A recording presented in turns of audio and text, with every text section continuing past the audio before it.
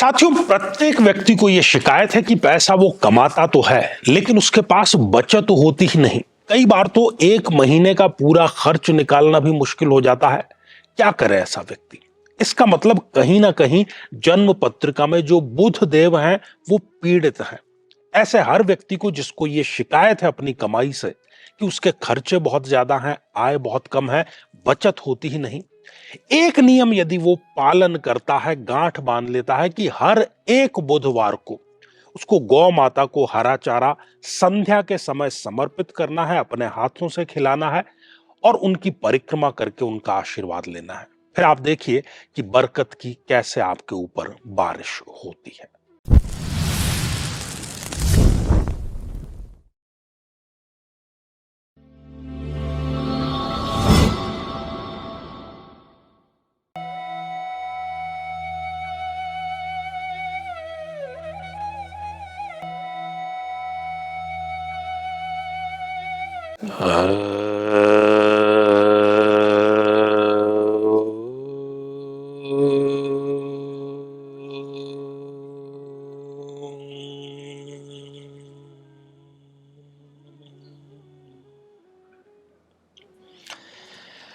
तो मेरे बहुत ही प्रिय और बेहद सम्मानित साथियों, हृदय की असीम गहराइयों से अभिनंदन, बहुत बहुत हार्दिक स्वागत।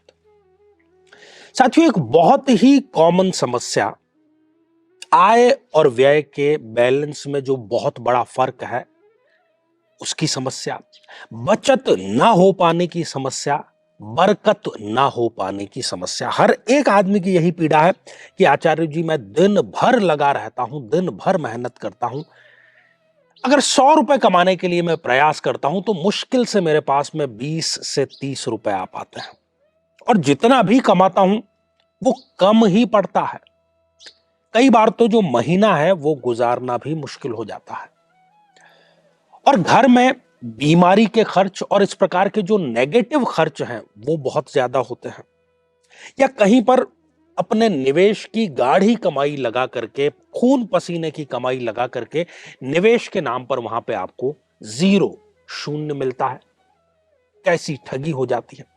तो ये जो सारी की सारी बातें, ये सारे के सारे सिम्टम, ये सारे के सारे संकेत कहीं ना कहीं ये इशारा करते हैं कि हमारी जन्म पत्रिका में जो बुध देव हैं, बुध देव व्यापार के अधिपति हैं, वाणिज्य के अधिपति हैं, बरकत के अधिपति हैं, वो कहीं ना कहीं जन्म पत्रिका में कमजोर हैं। एक बार उदाहरण के तौर पर हम इसको देख लें।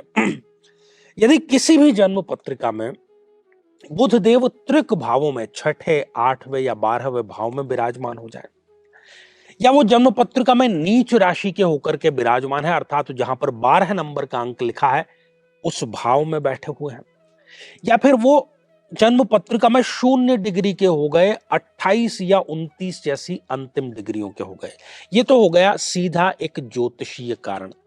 लेकिन कई बार ये सारे कारण जो कमाई से, बचत से, निवेश से संबंधित, मेहनत से संबंधित वो हैं, चाहे फिर बुध की स्थिति भी कैसी हो, तो केवल एक नियम इसका यदि आप पालन कर लेते हैं, गांठ बांध लेते हैं, तो फिर बचत भी होगी, निवेश भी अच्छा होगा और उसका रिटर्न भी आपको मिलेगा और मेहनत जितना आप करेंगे उसके अनुपात में आपकी कमाई भी जरूर होगी।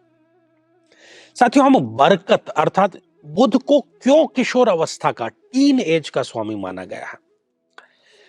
क्योंकि किशोर में ही, वृद्ध में नहीं और इवन जवान में भी नहीं है बहुत ज्यादा संभावना, लेकिन किशोर अवस्था में वो संभावना है कि वो बहुत ऊंचाई तक जा सकता है।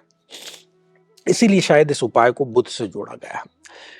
तो बुधवार को आपको पहले ये पता करना है कि आसपास आपको कहां पर गौ माता मिल जाती है, जहां पर गौ माता कोई पालता है या किसी प्रकार से वहां पर रहता है। और बुधवार को संध्या काल को आपको ये करना है। संध्या काल कौन सा? जब सूर्य अस्त हो रहा हो उसके आसपास आप ये कार्य कर सकते हैं। और ये उपाय जो घर में कमाई करके ला रहा है, जो अर्निंग मेंबर है, वो करेगा तो सबसे अच्छा है, नहीं तो गृह लक्ष्मी अर्थात उनकी पत्नी भी कर सकती है। तो आपको हरा चारा अपने साथ में लेकर के जाना है। हरा चारा आपको नहीं मिलता है तो कोई भी हरी सब्जी आप लेकर के जा सकते हैं और अपने हाथों से आप गौ माता को समर्पित करें, उनकी 3 परिक्रमा करें और जिस स्थान पर वो बांधी हुई हैं, खड़ी हैं, वहां की जो धूल है उसको अपने सिर से स्पर्श करें, इस अनामिका उंगली के माध्यम से उनसे आशीर्वाद लें, बरकत की कामना करें। नित्य करेंगे तो अद्भुत रिजल्ट आएगा, लेकिन यदि आप केवल बुधवार को भी ये उपाय कर लेते हैं तो इसके चमत्कारिक रिजल्ट आपको 3 बुधवार के भीतर ही देखने को मिलेंगे। कमाई में आपके वृद्धि होगी, शुभ और शीघ्र लक्ष्मी आपके घर आएगी और स्थायी लक्ष्मी आपके यहां पर आएगी। खर्च होंगे भी तो वो मांगलिक खर्च में होंगे। ये बरकत का अद्भुत उपाय है साथियों। तो साथियों, आज के लिए केवल इतना ही और इसी मंगल कामना के साथ में कि आप सभी स्वस्थ, समृद्ध और शांतिपूर्वक जीवन व्यतीत करें। नमस्कार।